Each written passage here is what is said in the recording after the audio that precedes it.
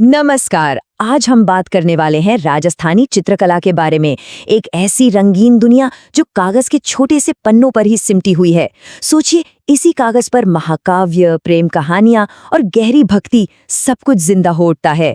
तो चलिए इस अनोखी कला की यात्रा पर निकलते हैं। लेकिन सवाल ये उठता है कि ये सब हुआ कैसे? मतलब महज कागज, कुछ खनिज और कविता, इन तीनों ने मिलकर भारत के दिल में एक पूरा का पूरा कलात्मक ब्रह्मांड कैसे रच दिया? चलिए आज इसी दिलचस्प कहानी के रहस्यों से पर्दा उठाते हैं। तो सबसे पहले ये समझना बहुत जरूरी है कि जब हम कहते हैं राजस्थानी पेंटिंग तो इसका असल मतलब है क्या? देखिए, राजस्थानी शैली कोई एक अकेली कला नहीं है, बिल्कुल नहीं। ये तो असल में उन तमाम पेंटिंग परंपराओं का एक कलेक्शन है, एक समूह है जो 16वीं से 19वीं सदी के दौरान राजस्थान के अलग अलग रजवाड़ों में फली फूली। हम बात कर रहे हैं मेवाड़, बूंदी, कोटा, जयपुर जैसी जगहों की। अगर हम इसके सुनहरे दौर की बात करें तो इसकी शुरुआत होती है 16वीं सदी से, जब अलग अलग इलाकों में अपनी अपनी शैलियां उभरनी शुरू हुईं। फिर 17वीं सदी तक आते आते ये कला अपने चरम पर पहुंच गई। मतलब जो बेहतरीन काम हुआ वो इसी दौर में हुआ। और इसके बाद 18वीं और 19वीं सदी में भी ये कला अलग अलग राज्यों में फैलती रही और इसमें नए नए बदलाव आते रहे। यहाँ एक दिलचस्प बात है, साल 1916 में एक बहुत बड़े कला इतिहासकार थे आनंद कुमार स्वामी। उन्होंने ही इन पेंटिंग्स को राजपूत पेंटिंग्स नाम दिया था और इसके पीछे एक खास वजह थी। वो चाहते थे कि इन अनोखी हिंदू कला परंपराओं की एक अलग पहचान हो जो उस वक्त की शाही मुगल कला से बिल्कुल जुदा थी। और जैसा कि हम बात कर ही रहे थे, ये कोई एक स्टाइल नहीं था, बल्कि स्टाइल्स का एक पूरा गुलदस्ता था। मिसाल के तौर पर आप मेवाड़ की पेंटिंग्स देखिए, उनमें चटक और गहरे रंगों का इस्तेमाल दिखेगा। वहीं दूसरी तरफ बूंदी की शैली में प्रकृति और हरियाली पर जोर दिया जाता था। मतलब हर राज्य की अपनी एक अलग पहचान थी, अपना एक अलग अंदाज था। तो ये तो हुई पहचान की बात, लेकिन अब चलते हैं उस सवाल पर कि आखिर ये शानदार पेंटिंग्स बनती कैसे थीं? क्योंकि इनकी जो बनाने की प्रक्रिया थी वो अपने आप में एक कला थी, बहुत बारीकी और हुनर का काम था। तो देखिए, हर चीज की शुरुआत होती थी वसली से। ये क्या था? ये हाथ से बने कागज की कई परतों को एक के ऊपर एक चिपका कर बनाया गया एक मजबूत कैनवस होता था। जब ये तैयार हो जाता तब मास्टर कलाकार इस पर एक बहुत ही महीन बारीक सा रेखा चित्र बनाते थे। फिर बारी आती थी रंगों की, और ये कोई आम रंग नहीं थे। खनिज, सोना और चांदी से बने चमकीले रंग इसमें भरे जाते थे। और सबसे आखिर में पेंटिंग को एक अगैट पत्थर से धीरे धीरे घिसा जाता था, उसे चमकाने के लिए, जिससे उसमें एक गजब की चमक आ जाती थी। और सोचिए, ये इतना बड़ा काम कोई अकेला कलाकार नहीं करता था, ये पूरा टीम वर्क था, एक ऑर्केस्ट्रा की तरह। जो मास्टर आर्टिस्ट होते थे वो पूरा कॉम्पोजिशन तैयार करते थे। उनके जो शागिर्द यानी स्टूडेंट्स होते थे वो बैकग्राउंड में रंग भरते थे। फिर कुछ एक्सपर्ट्स होते थे जो सिर्फ चेहरे या जानवर या फिर इमारतें बनाने में माहिर होते थे। कमाल की बात तो ये है कि पेंटिंग पर कविता की लाइनें लिखने के लिए भी एक अलग से लेखक होता था। मतलब हर काम के लिए एक स्पेशलिस्ट। तो अब तक हमने ये समझ लिया कि ये पेंटिंग्स क्या थीं और इन्हें बनाया कैसे जाता था। लेकिन अब आता है सबसे ज़रूरी सवाल, इन्हें बनाया क्यों जाता था? इनके पीछे की प्रेरणा क्या थी? आखिर क्या था जो कलाकारों को ये सब बनाने के लिए प्रेरित करता था? इसका सीधा सा जवाब है भक्ति। उस दौर में पूरे भारत में भक्ति आंदोलन की एक जबरदस्त लहर चल रही थी। ये एक ऐसा आंदोलन था जो ईश्वर के साथ एक पर्सनल, एक भावनात्मक जुड़ाव पर जोर देता था। और बस यही भावना राजस्थानी कला की आत्मा बन गई, उसकी सबसे बड़ी प्रेरणा बन गई। अच्छा, अब इस भक्ति के भी दो खास पहलू थे। एक तरफ था ईश्वर के प्रति आध्यात्मिक समर्पण, जिसे हम भक्ति कहते हैं, और दूसरी तरफ था रोमांटिक और रहस्यमयी प्रेम, जिसे श्रृंगार कहा गया। और कमाल की बात यह है कि ये दोनों ही भावनाएं, भक्ति और श्रृंगार, भगवान कृष्ण के किरदार में आकर मिल जाती हैं। वो एक आदर्श देवता भी हैं और एक आदर्श प्रेमी भी। तो सवाल उठता है कि कलाकारों को ये भक्ति और श्रृंगार से भरी कहानियां मिलती कहाँ से थीं? जवाब है उस जमाने के महान साहित्यिक ग्रंथों से। इन्हीं कविताओं और कहानियों ने इन पेंटिंग्स में जान डाल दी। इनमें से सबसे बड़ी प्रेरणा थी गीत गोविंद। सोचिए, 12वीं सदी में जयदेव ने ये महाकाव्य लिखा था, जो कृष्ण और राधा के दिव्य प्रेम का उत्सव मनाता है। इसकी जो काव्यात्मक सुंदरता है, जो इमोशंस हैं, उसने कलाकारों को, खास तौर पर मेवाड़ के आर्टिस्ट्स को बहुत ज्यादा प्रेरित किया। इसके बाद एक और जरूरी ग्रंथ है केशव दास की रसिक प्रिया। ये रचना प्रेम की बहुत ही गहरी और उलझी हुई भावनाओं को सामने लाती है, जैसे जलन, मिलने की खुशी और फिर बिछड़ने का दर्द। इन सारी इंसानी भावनाओं को कृष्ण और राधा के जरिए बड़ी खूबसूरती से दिखाया गया है। और फिर एक बहुत ही अनोखा कॉन्सेप्ट था 12 मासा। इसका आइडिया ये था कि साल के 12 महीनों के बदलते मौसम के साथ साथ इंसानी मन की भावनाओं और प्रेम के बदलते मूड को जोड़ा जाए। ये जो विषय था, ये बूंदी और कोटा जैसे राज्यों में तो जबरदस्त पॉपुलर था। वैसे इन साहित्य किताबों के अलावा भी बहुत सारे विषय थे जिन पर पेंटिंग्स बनती थीं, जैसे कि रागमाला पेंटिंग्स, जो संगीत के अलग अलग रागों को तस्वीरों में दिखाती थीं। फिर भागवत पुराण और रामायण की कहानियां तो थीं ही, साथ ही राजा महाराजाओं की जिंदगी, जैसे शिकार के सीन, दरबार के नज़ारे, त्योहार, ये सब भी पेंट किया जाता था। मतलब इस कला का दायरा बहुत ही बड़ा था। कभी सोचा है कि एक पूरी की पूरी महागाथा, एक लंबी चौड़ी कहानी बस एक छोटे से कैनवस पर कैसे समा सकती है? ये कोई मामूली बात नहीं है, ये तो एक जादू जैसा है। और इसी जादू को राजस्थानी कलाकारों ने सच कर दिखाया। आज हम लोग इसी जादू को थोड़ा और करीब से समझने की कोशिश करेंगे। तो आज की हमारी ये कलात्मक यात्रा 4 पड़ावों से होकर गुजरेगी। हम देखेंगे मालवा की सीधी सरल कहानियां, फिर मेवाड़ की परतदार कथाएं, उसके बाद बूंदी के हरे भरे नज़ारे और आखिर में कोटा के रोमांचक शिकार के दृश्य। चलिए शुरू करते हैं।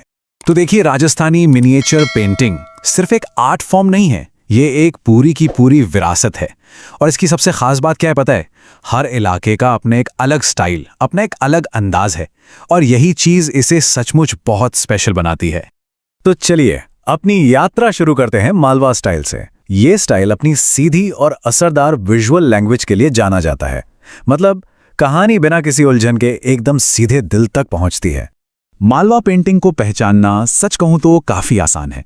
इसमें चटक और सपाट रंग दिखेंगे, खासकर लाल और काले रंग का बहुत बोल्ड इस्तेमाल होता है। और एक और चीज, आर्किटेक्चर को भी ना अलग अलग ब्लॉक्स में दिखाया जाता है, जिससे कहानी छोटे छोटे टुकड़ों में आगे बढ़ती हुई महसूस होती है।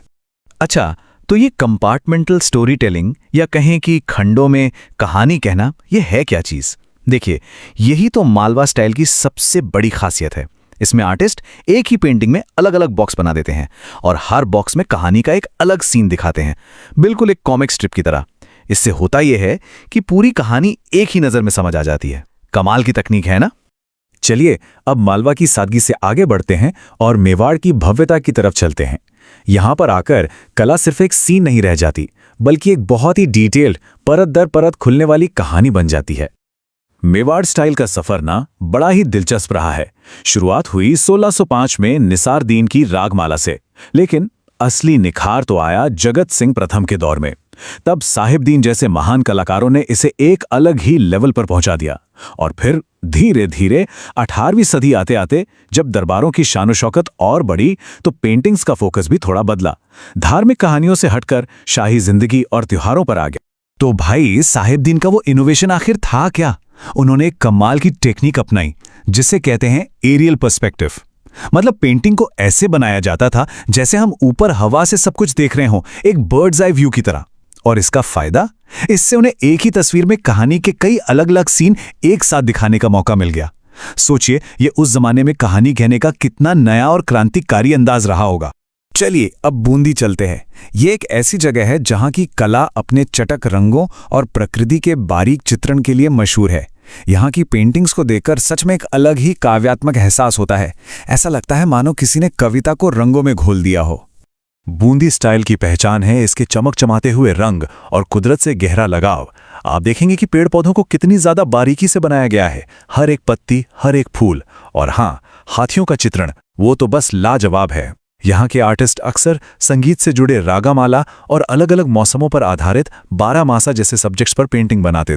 एक ऐसी शैली जो शानदार चमकीले रंगों और हरी भरी वनस्पतियों के लिए गहरी प्रशंसा से परिभाषित होती है। ये बात बूंदी स्टाइल के दिल को छू लेती है। ये सिर्फ रंगों का खेल नहीं है, ये तो प्रकृति के हर एक हिस्से के लिए एक गहरा सम्मान है जो इन तस्वीरों में जान डाल देता है। और अब हमारी यात्रा का अगला पड़ाव है कोटा। अब यहां एक दिलचस्प बात है। कोटा स्टाइल का जन्म असल में बूंदी से ही हुआ, पर इसने बहुत जल्द ही अपनी एक बिल्कुल अलग, डायनामिक और एनर्जी से भरपूर पहचान बना ली। तो कोटा स्टाइल की कहानी है बड़ी मजेदार। हुआ ये कि 1625 में कोटा बूंदी से अलग होकर एक आजाद राज्य बन गया और बस यहीं से इसकी कला ने भी अपना एक अलग रास्ता पकड़ लिया। जहां बूंदी की कला में एक नरमी थी, एक पोएट्री थी, वहीं कोटा की कला एक्शन, स्पीड और रोमांच से भर गई। और एक बात तो माननी पड़ेगी, जब शिकार के सीन को पेंट करने की बात आती है ना, तो कोटा स्टाइल का कोई मुकाबला नहीं है, कोई भी नहीं। ये दुनिया भर में अपनी इसी खासियत के लिए जानी जाती है। कोटा स्टाइल को उसकी दमदार, फुर्तीली लाइनों और पावरफुल शेडिंग से आसानी से पहचाना जा सकता है। यहाँ इंसानों और जानवरों में एक गजब की एनर्जी, एक गजब की ताकत नजर आती है। और हाँ, उनकी वो खास डबल लिड आंखें, वो तो कोटा की अपनी एक अलग पहचान, एक सिग्नेचर बन गई। तो ये थीं 4 अलग अलग शैलियां, हर एक की अपनी एक अनूठी पहचान। अब इन सब को एक साथ रखकर देखते हैं कि ये जो हमारी सामूहिक विरासत है, ये कितनी रिच और कितनी रंगीन है। तो चलिए एक बार फटाफट देख लेते हैं। मालवा ने हमें सिखाया कि टुकड़ों में कहानी कैसे कहते हैं। मेवाड़ ने एक ही तस्वीर में कई कहानियां समेट दी। बूंदी ने हमें प्रकृति की खूबसूरती में डुबो दिया और कोटा ने शिकार का रोमांच महसूस कराया। देखा, हर स्टाइल का अपना एक अलग ही फ्लेवर था। मतलब साफ है, सपाट, बोल्ड कहानियों से लेकर शिकार के उस जबरदस्त रोमांच तक हर एक स्टाइल ने हमें अपनी दुनिया में झांकने के लिए एक अनोखी खिड़की दी। तो ये रहा हमारे आज के टूर का मैप। हम सबसे पहले राजस्थान के मेन आर्ट सेंटर्स को जानेंगे, फिर बीकानेर, किशनगढ़, जोधपुर और जयपुर की यूनिक स्टाइल्स को समझेंगे और आखिर में कुछ बहुत ही फेमस आर्ट पीसेस को जरा करीब से देखेंगे। इन आर्ट स्टाइल्स को समझने के लिए ना हमें उस समय के पॉलिटिकल माहौल को भी समझना होगा। हर राज्य का जो पावरफुल मुगल दरबार था, उससे रिश्ता अलग अलग था और यही रिश्ता उनकी कला में भी झलकता है। इसी से हर स्टाइल को अपनी एक खास पहचान मिली।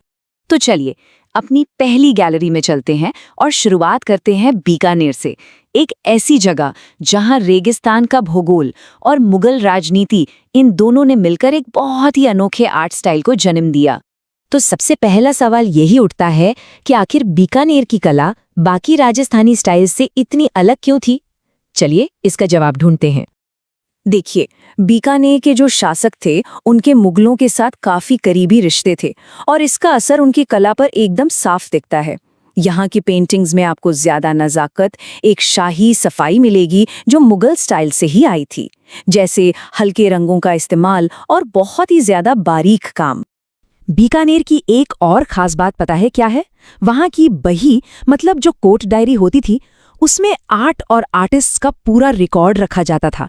सोचिए, इसी वजह से तो आज हम उस्ताद अली रजा और रुकनुद्दीन जैसे बड़े कलाकारों के बारे में इतने दावे के साथ बात कर पाते हैं। अच्छा, तो बीकानेर की नफासत से अब आगे बढ़ते हैं और पहुंचते हैं किशनगढ़। यहाँ का स्टाइल इतना अलग है, इतना खास है कि आप उसे हजारों पेंटिंग्स के बीच भी आराम से पहचान लेंगे। तो ऐसा क्या था किशनगढ़ की कला में जो उसे सबसे अलग और सबसे स्टाइलाइज्ड बनाता है? इसके पीछे एक बड़ी दिलचस्प कहानी है। जरा इन फीचर्स को देखिए। लंबे चेहरे, कमल की पंखुड़ियों जैसी लंबी आंखें, धनुष की तरह उठी हुई भौहें और वो पतली तीखी नाक, यही वो चीजें हैं जो किशनगढ़ के सौंदर्य को एक आइडियल, एक लगभग दैवीय रूप देती हैं। इस पूरे स्टाइल का सेंटर पॉइंट बनी बनी ठणी। कलाकार निहाल चंद ने उन्हें इस तरह से पेंट किया कि उनका चेहरा ही किशनगढ़ आइडियल ब्यूटी की पहचान बन गया। तो किशनगढ़ की कला की कहानी असल में 3 लोगों की कहानी है। एक थे शासक और कवि सावंत सिंह, दूसरी उनकी प्रेरणा बनी ठणी और तीसरे इन दोनों की सोच को कैनवस पर उतारने वाले महान कलाकार निहाल चंद। किशनगढ़ की नाजुक खूबसूरती से अब हम मारवाड़ जोधपुर के दमदार और जोशीले अंदाज की तरफ चलते हैं। यहाँ लोक कला और दरबारी स्टाइल का एक ऐसा फ्यूजन देखने को मिलता है जो बिल्कुल अनोखा है। जोधपुर की कला का असली जादू इस बात में था कि उसने मुगल दरबार की बारीक टेक्निक्स को वहाँ की लोकल फोक आर्ट की जबरदस्त एनर्जी के साथ मिला दिया और इस मिलाप से एक बिल्कुल नई और जानदार शैली पैदा हुई। और इसका नतीजा ये देखिए, भारी और मजबूत फिगर्स, एकदम चटख रंग और रामायण जैसी बड़ी बड़ी कहानियां जिन्हें जोधपुर के ही किलों और मैदानों में दिखाया गया। हमारा अगला पड़ाव है जयपुर। ये शहर मुगल सत्ता के केंद्र यानी दिल्ली के सबसे करीब था, तो जाहिर है इस नज़दीकी का वहां की कला पर भी गहरा असर पड़ा होगा। चलिए देखते हैं क्या असर था। शासक सवाई प्रताप सिंह के समय में जयपुर की कला ने एक नया मोड़ लिया। यहाँ बड़े बड़े लाइफ साइज पोर्ट्रेट्स बनने लगे, और तो और रागमाला और गीत गोविंद जैसे महाकाव्यों पर आधारित पूरी की पूरी पेंटिंग सीरीज तैयार की गईं। तो अब जब हम इन अलग अलग स्टाइल्स को थोड़ा बहुत समझ चुके हैं, तो चलिए कुछ मशहूर पेंटिंग्स को करीब से देखते हैं और उनमें इन खासियतों को पहचानने की कोशिश करते हैं। यहाँ पर एक शब्द इस्तेमाल हुआ है, फोलियो। इसका मतलब होता है किसी किताब या एल्बम का एक पन्ना। ये जो फेमस पेंटिंग है, ये मेवाड़ स्कूल की है। ये स्टाइल अपनी कहानी कहने की कला के लिए जाना जाता है, और ये तस्वीर इसका एक बेहतरीन उदाहरण है कि कैसे एक ही फ्रेम में पूरी कहानी कह दी जाती है। इस पेंटिंग की सबसे खास बात है इस पर लिखा हुआ छोटा सा टेक्स्ट यानी शिलालेख। ये हमें बताता है कि आर्टिस्ट साहिबदीन थे, साल था 1628 और जगह थी उदयपुर। सोचिए, ये जानकारी इस आर्ट पीस को इतिहास का एक पक्का दस्तावेज बना देती है। अब इस पेंटिंग को देखिए, पोलो या चौगान खेलते हुए खिलाड़ी। ये जोधपुर के उसी हाइब्रिड स्टाइल का जीता जागता सबूत है, जिसमें मूवमेंट और एनर्जी कूट कूट कर भरी है। जोधपुर के आर्टिस्ट्स की यही खूबी थी, उन्होंने दूसरी जगहों से अच्छी चीजें लेने में कभी कोई संकोच नहीं किया। उन्होंने मुगल स्टाइल की बारीकी ली, बूंदी के रंग लिए, किशनगढ़ का स्टाइल लिया और इन सबको मिलाकर अपना एक नया जोशीला अंदाज बना दिया। तो इस पूरे कला सफर के बाद सबसे बड़ी बात क्या है जो हम सीख सकते हैं? इसका निचोड़ क्या है? सबसे बड़ी सीख यही है कि ये पेंटिंग सिर्फ सजावट की चीजें नहीं हैं। इनका हर रंग, हर ब्रश स्ट्रोक उस जमाने की राजनीति, समाज और संस्कृति की कहानी सुनाता है। ये अपने समय के बहुत ही कीमती हिस्टोरिकल डॉक्यूमेंट्स हैं। तो अंत में हम इसी सवाल पर आकर रुकते हैं, किसी समाज के इतिहास की वो कौन सी सच्चाई है, वो कौन सी बातें हैं जो शब्दों में नहीं बताई जा सकती, बल्कि सिर्फ उसकी कला में ही देखी और समझी जा सकती हैं। अगर ये पूरी जानकारी आपको सच में उपयोगी लगी हो तो लाइक करें, शेयर करें और सब्सक्राइब करें ई-पाठशाला यूट्यूब चैनल को। ये सामग्री न सिर्फ आपके लिए बल्कि उन सभी स्टूडेंट्स के लिए भी बहुत उपयोगी है जो एनसीईआरटी को गहराई से समझना चाहते हैं। आपका एक शेयर किसी और छात्र का कॉन्सेप्ट क्लियर कर सकता है। पढ़ते रहिए, समझते रहिए।